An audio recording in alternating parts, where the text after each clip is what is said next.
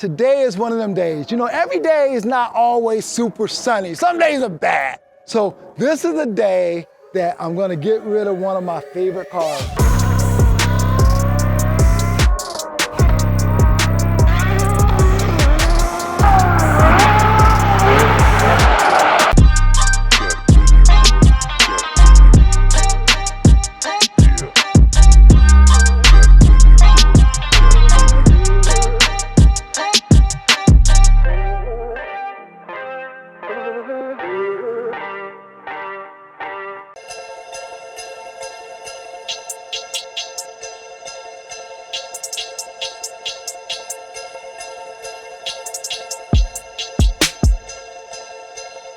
Hey family, what's happening? Hey, Tjmillionairementor here. And you know what? Today is one of them days. You know, every day is not always super sunny. Some days are bad. And you know, for me, a bad day is getting rid of my baby.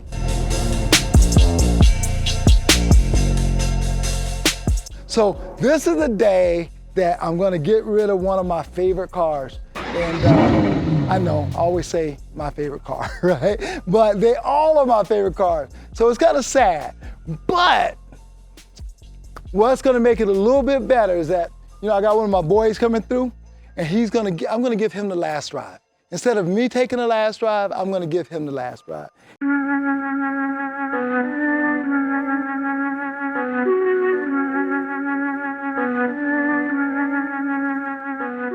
So, look, I already told you that this is the last day, the last ride with this car, and that's sad. Hurts my heart. But I want to introduce you guys to somebody that's really dope, really cool. Eric Taylor, my boy, he's coming through. He's gonna help me say farewell to this car, right? So, and by the way, I told you guys need to know dope people, like dope financial people. My boy Eric is one of them. What's up, baby? You doing good? I'm good, man. I'm good. Yeah, I'm excited, ready to drive. Let's do that, man. Eric is like, hey, look, I'm considering cars. He has cars. We met out doing car stuff, which is pretty cool because you should always be networking. You never know who you're gonna meet. But I met this brother out at a gas station doing car stuff. And then, you know, we've slowly kind of warmed up to each other, building a relationship. Yeah. He's been helping me out on a deal that I'm doing. So, you know, that's dope.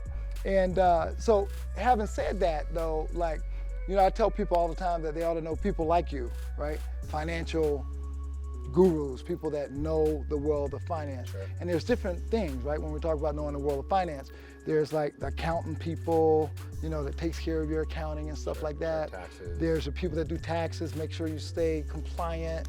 There's the strategists that can help make sure you make good decisions and structure things. Of course. But then there's these guys, I don't know what to call you guys, right? Investment managers, asset managers. Asset managers, yeah. You know? Yeah. And so tell them what you do, man. Sure, yeah, no, I'm in private equity. So, you know, effectively I buy and sell companies. So raise money from what are called limited partners who are passive in nature. And I take their money and I invest it and effectively look to make a return over some period of time. Yeah, that's it. That's it. It's that simple. So you take people's dough. Right? I take people's dough. Right. I find and identify businesses to buy. Yeah. Build and scale those businesses up, usually over a 3 to 5 year period. Yeah. And then sell them and return the money to the I'm gonna get on this side, man, because is tall, man.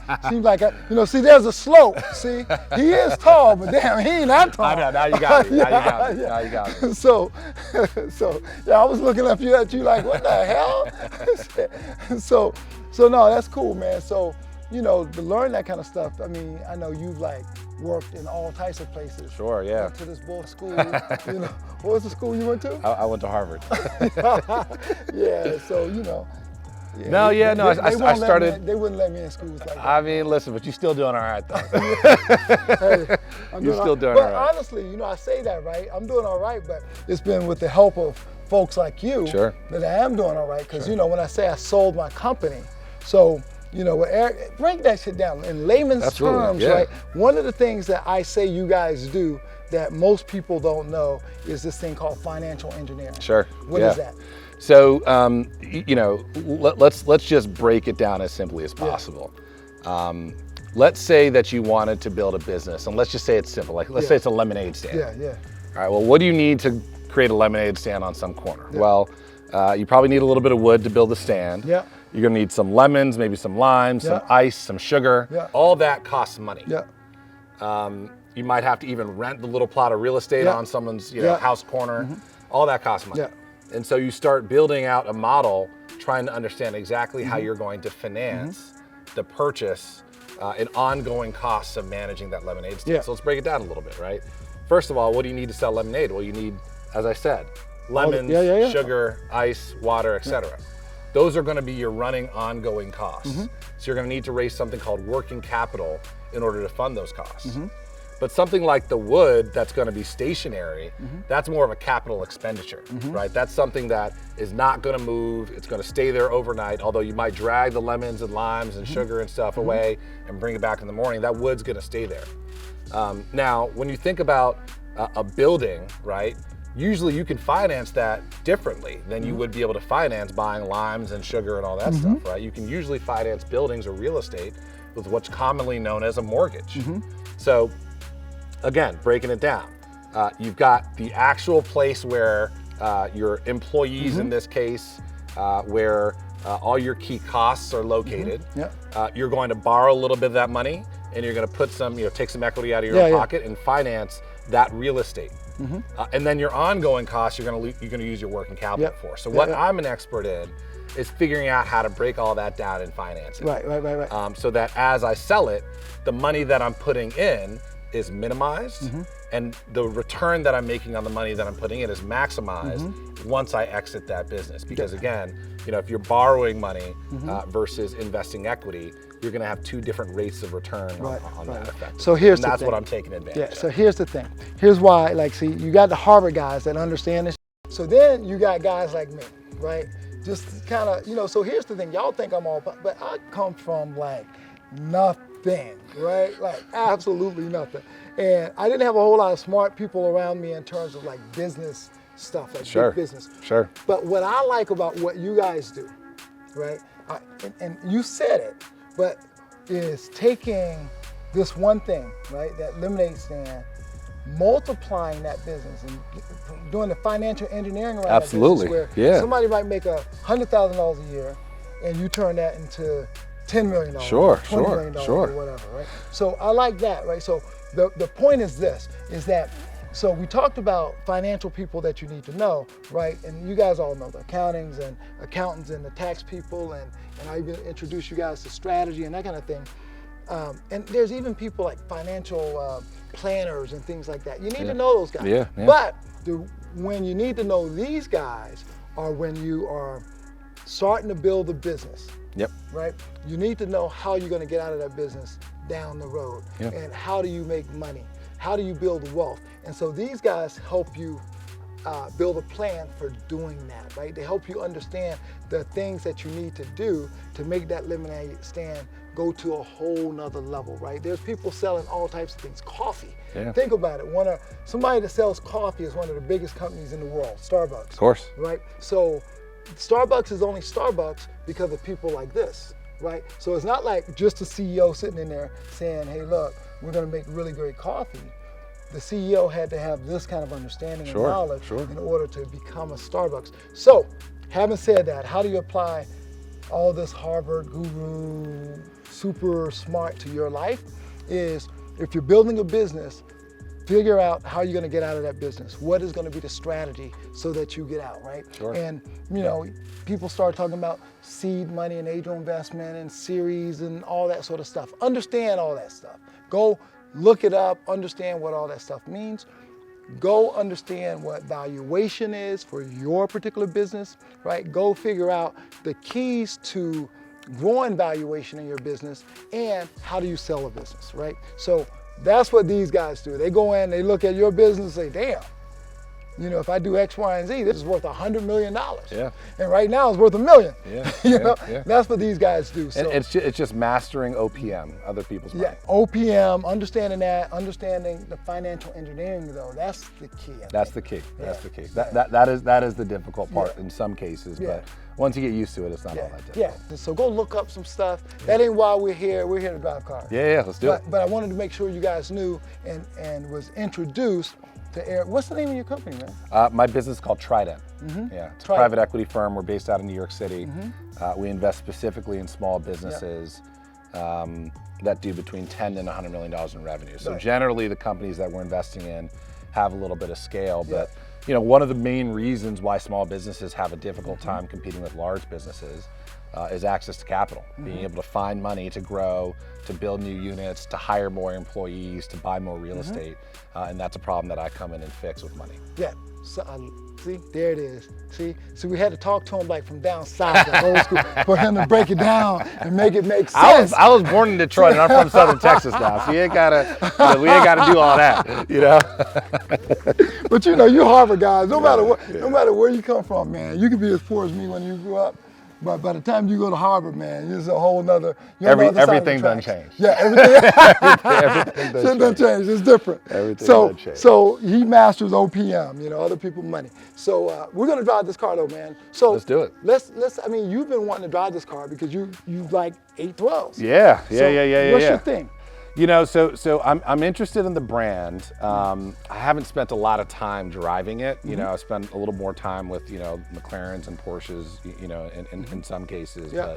But what I've always liked about this car is it seems like a great all-around vehicle, right? You know, you've got the fact that it's a GT. You know, it's comfortable. Say you've got a long like highway drive or something like that. You know, it's good. It obviously sounds great because it's a Ferrari. Yeah. But say you want to hop around the corner and go to dinner, it looks great. And then say you want to take it to the track and show off a little bit, you can also do that. So I'm particularly excited about spending a little bit of time with this, and obviously it's a sad farewell, but And that's why I'm going to let you drive it, because you know you're going to do the honors of the last drive, and Appreciate that. I'm glad the timing worked out. I don't think I want to drive it, because if I drive it, I might want to keep it. You know what I'm saying? We might see a tear. Yeah. So let's do this, man. Let's do it. Let's do it. The keys in the car. Yeah.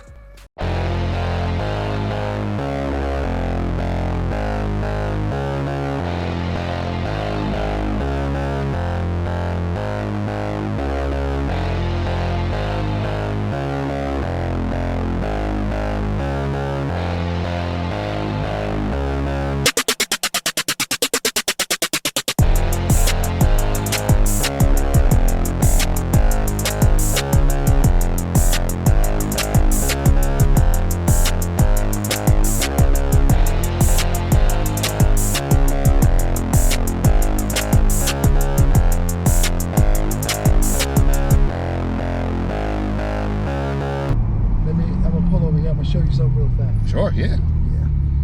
This is crazy. I've never drifted this car, and I'm about to get rid of it. Come on, man. So I lied. This was not. We got to do it one the last time. five. Yeah.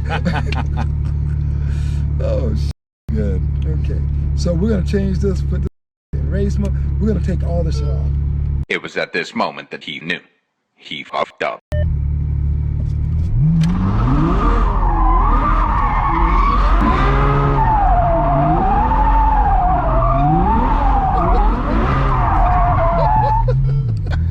You wanna? Let's get out of here.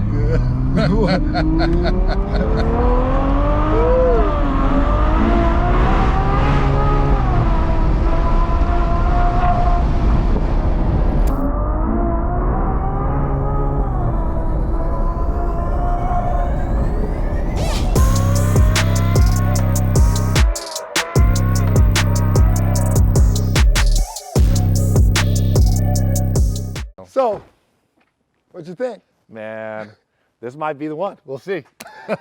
We'll see. I am thoroughly impressed. Yeah? From the sound to the handling, to the power. It was what I expected it to be. Cool. Yeah, Cool. it was what I expected it to be. That was awesome. That was an awesome experience, man. Yeah, Thank you. man. Well, Thank I'm you, glad thank we you. had this last drive on this Yeah, thing together. yeah. Man. And truly, it's funny because this is my last. You know what? When the car leaves, I'm probably not. I don't even think I'm going to be here because I can't lie. The You car don't want is to watch it beautiful. go. No, I don't want to watch it go, man. Look at this damn thing, man. Look at those. I mean, everything is perfect, Yeah, right? yeah, yeah. And when I bought the car, it was white. I didn't like it, and I said, hey, I'm gonna do something cool to it. And I was gonna say, you thought carefully about the design and the Exactly, spec, so exactly. it really is your baby in some and ways. now it just looks so amazing, and it's gonna find another home. I don't even think I'm gonna talk to whomever is gonna own it, But yeah. So, but I'm glad that So it's bittersweet. Yeah. But I'm glad I got a chance to spin it. Yeah. Yeah. That was unexpected. That was my first time doing anything like that. Yeah. Okay, guys. So tell me, what do you think I should replace this with? Because I got to replace it. It's going. What do you think I'm going to replace it with? I should replace it with, And let me know if you think I should change my mind. Actually, by the time you let me know that, it's going to be gone. Anyway, look, man. Look, like, comment, subscribe, and, let me know what you think about. And by the way, we're going to do some more stuff.